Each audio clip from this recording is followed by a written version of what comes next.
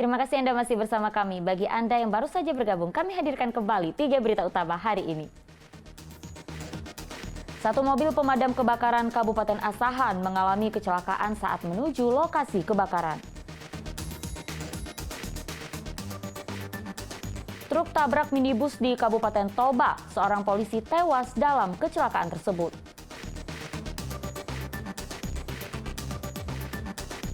Seorang perempuan divonis hukuman 2 tahun penjara atas gugatan anak tiri terkait perebutan hak waris.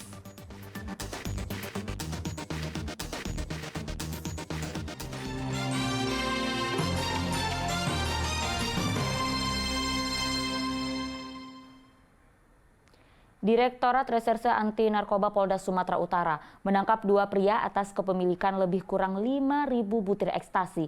Keduanya merupakan residivis dengan kasus yang sama dan telah 2 kali menjadi kurir sekaligus pengedar.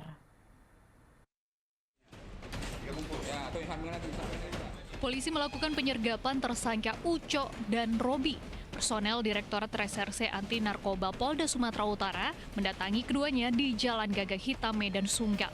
Awalnya petugas menggeledah sebuah rumah tempat kedua tersangka menyewa kamar kos. Namun kedatangan petugas setelah lebih dulu terendus oleh kedua tersangka. Keduanya berhasil kabur. Namun pelarian kedua tersangka tidak berjalan mulus. Keduanya disergap polisi di Jalan Lingkar Ring Road, Gagak Hitam saat akan meninggalkan kota Medan. Kemudian dilakukan penggeledahan. Polisi menemukan kantong berwarna coklat berisi lebih kurang 5.000 butir ekstasi.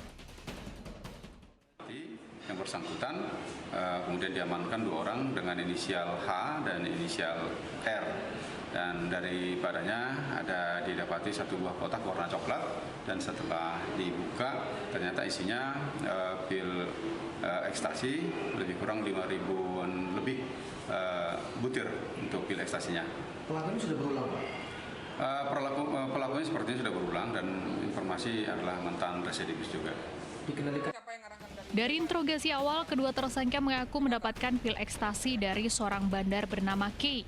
Kedua tersangka merupakan residivis kasus yang sama dan telah 2 kali menjadi kurir sekaligus pengedar ekstasi. Rencananya seluruh pil ekstasi yang didapat dari tangan tersangka akan diedarkan di sejumlah tempat hiburan malam di Kota Medan. Ria Lubis melaporkan dari Kota Medan. Kita beralih ke informasi lainnya, modus melaut menangkap ikan, 2 nelayan warga di Kabupaten Asahan malah jadi penyelundup sabu. Keduanya ditangkap personel Direktorat Narkoba Polda Sumatera Utara dengan barang bukti 10 kg sabu.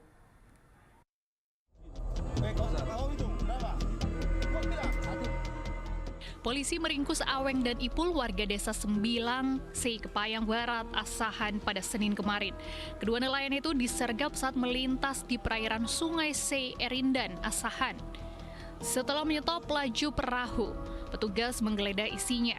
Hasilnya ditemukan 10 kg sabu-sabu yang dikemas dalam 10 plastik teh Cina. Dari interogasi awal didapat kedua nelayan itu diberi uang 18 juta rupiah untuk membawa sabu-sabu titipan dari seorang bandar yang identitasnya telah diketahui. Polisi tengah memburu bandar pemilik sabu-sabu itu. 2 orang dan sudah ditetapkan menjadi tersangka. AS dan SB, keduanya adalah nelayan yang dimana pada saat penggeledahan di dalam sampan itu ditemukan 10 kg sabu-sabu yang keterangan sementara didapatkan bahwa sabu-sabu itu akan diedarkan di wilayah Medan dan sekitarnya. 2 orang ini apakah sudah sering untuk mengirim sabu-sabu, Pak?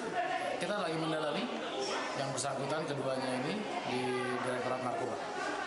Kedua nelayan itu telah ditetapkan sebagai tersangka dan kini ditahan di Mapolda Sumatera Utara bersama barang bukti sitaan 10 kg sabu-sabu. Ria Lubis melaporkan dari Kota Medan. Seorang perempuan divonis hukuman 2 tahun penjara atas gugatan anak tiri yang menilai pelaku menggelapkan dana uang sewa ruko.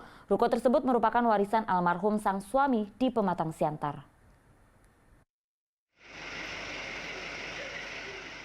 Menangis histeris, Itulah yang dilakukan anak-anak Rita Sitorus usai mendengar putusan persidangan yang menimpa sang ibu.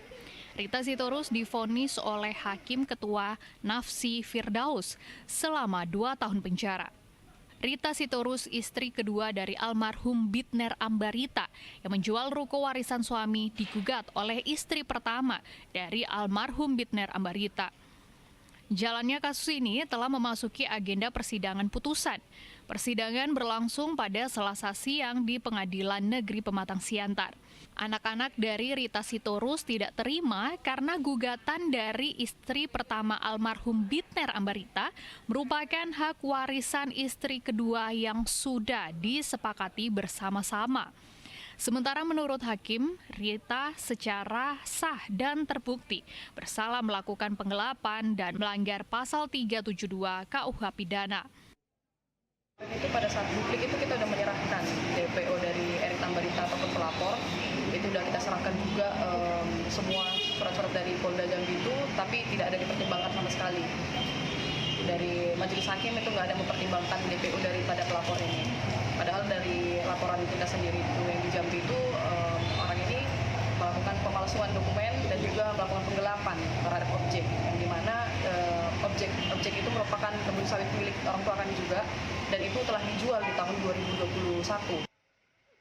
Sebelumnya, Rita dilaporkan oleh anak tirinya, yakni Erita Ambarita, karena dinilai tidak memberikan bagian dari uang sewa ruko atau harta warisan peninggalan almarhum Bitner Ambarita yang terletak di Jalan Sutomo Siantar. Yana Asmara melaporkan dari Kota Pematang Siantar. Berita selanjutnya, koleksi harimau Sumatera di Medan Zoo kembali berkurang setelah kematian harimau Sumatera betina bernama Nur Haliza. Sebelumnya BKSDA juga menyatakan pengelolaan di lingkungan Medan Zoo dinilai belum memenuhi standar konservasi. Berikut informasi selengkapnya.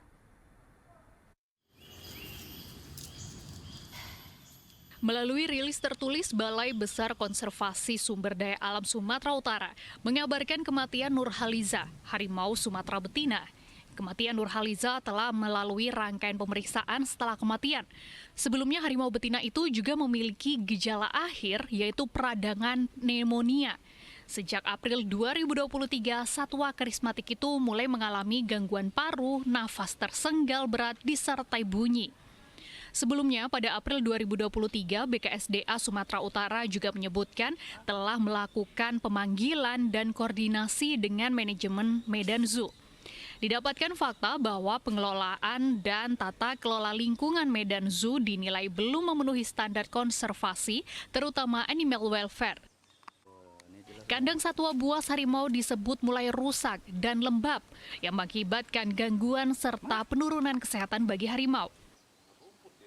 Tanggal 6 November, tanggal berkisar tanggal 15 November dan terakhir tanggal 31 November. Desember yang terakhir. Desember ya. Situ ya Bang?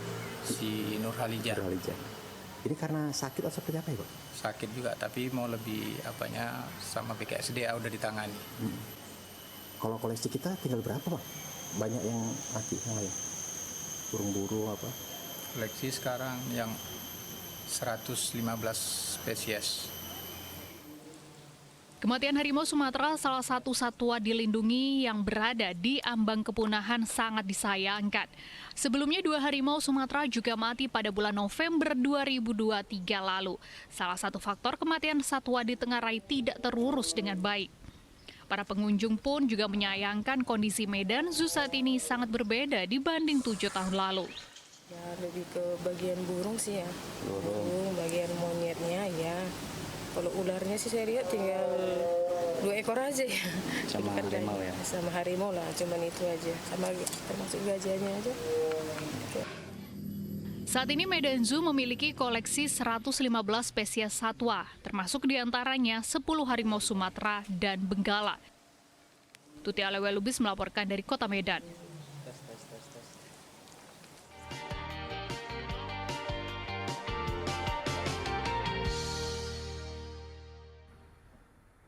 Informasi tersebut mengakhiri berita Medan hari ini. Saya Auriga Agustina berterima kasih atas perhatian dan kebersamaan Anda. Selamat beraktivitas dan sampai jumpa.